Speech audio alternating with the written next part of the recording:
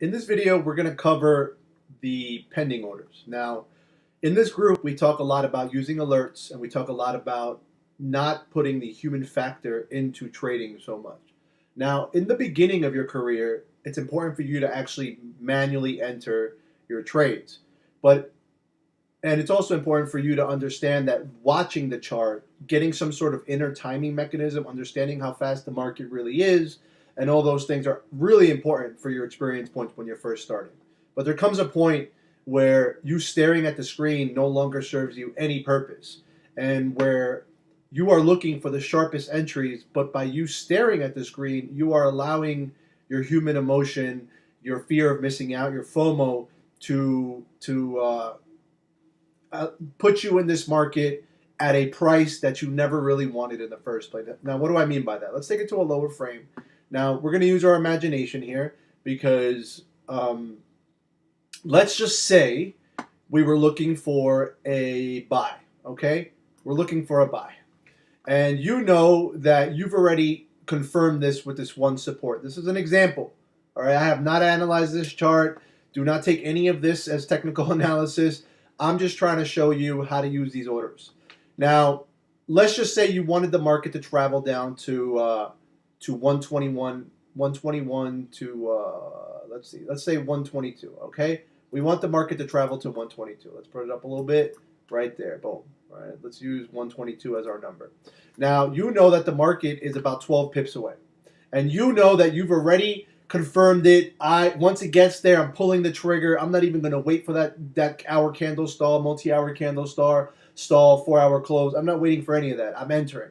Now, you could sit here and hope that the market gets there in the next 20, 30 minutes before you go to work or before you go to sleep or any of that. Or you can use orders. Okay, once you have confirmed and you know that you definitely want to enter the market from a specific price, and there's no doubt about it. You know that once the market gets there, you're entering, you can use an order.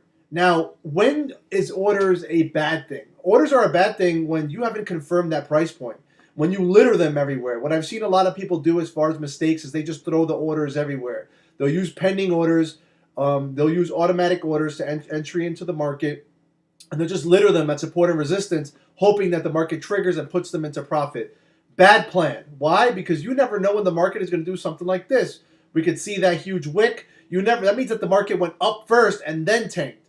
So you never know when the market's going to get that odd movement.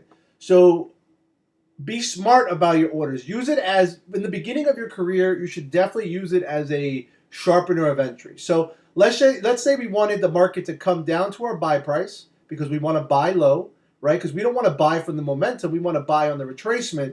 Let's say we wanted the market to come back to our buy price. What could we use? Well, you right-click at the price desired, and you hit buy limit. A buy limit is you want the market to come down, retrace to your price, and then trigger, and then just shoot on up, right? Because we're trying to get that market to come down to price, settle out, and come up. That's a buy limit. Okay? Now, what if you wanted to take a sell? That's what you're looking for. And your sell is up here. Let's just say you can use a sell limit. You want the market to come up, trigger, and down. Limit orders are you want the market to give you a better price and then give you continuation. That's what limit orders are. Better price, continuation. Better price, continuation. Next, something called a stop order, which is you want the market to just keep on trucking. You don't want that market to stop whatsoever.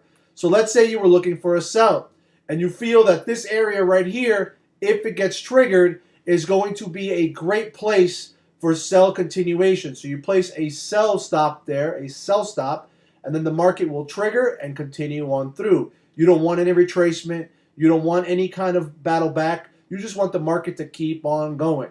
What if you were looking for a buy where you want an all-out breakout? You take that buy stop, and you want that market to shoot straight on through for continuation. Limit orders, you want retracement and continuation. Stop orders, you want that market to keep going in the direction that it has triggered. So in this case, buy stop, straight through, sell stop, straight through. Buy limit would be you want the market to come down, trigger, go up, Sell limit is you want the market to come up, trigger, go down. All right. Now, how do we set? Hold on. How do we set stop losses and take profit? Because it would be really stupid for us to leave orders open with no stop loss, with no nothing, no protection, no TP. For those of you who do TP, now I personally am not a TP person, but it is important for the beginner to definitely set some TPs to start to gain some control of their trades. Now, remember that you can do this with alerts as well. Once an order triggers, you can set an alert at price to let you know your order has triggered. Once the price has triggered your order, you can set an alert 20, 30, 40, 50 pips away at your first area of partialing out, but that's another video. For this video, we're going to talk about how we can set the orders, what they are, and then also give it some protection. So sell limit. We want the market to come up. Now, this is the way you do it for every single order. You right-click, you go to modify, you bring this up on screen, you go to stop loss. Now, if it's a sell limit, my stop loss is above. My TP is below because we're selling. So anything above is drawdown, anything below is profit. We modify.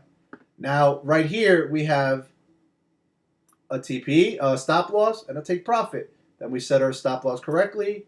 We set our take profit correctly, whatever that is, right? And we just adjust it anywhere you want. Okay, so we want it there, boom, done. Now what's going to happen is when that order triggers, now these things are live too, and you're set it and forget it. And that's pretty much how you do an order. Same thing for any buy limit, anything like that. Same thing I just did. So let's do it one more time. Let's say we wanted to take a buy limit. Right click, modify. Anything below is now stop loss. Anything above is now profit. Hit that modify. All right, and then we're good to go. And as you can see, when you move the order, the stop losses you have set and all that stays with you.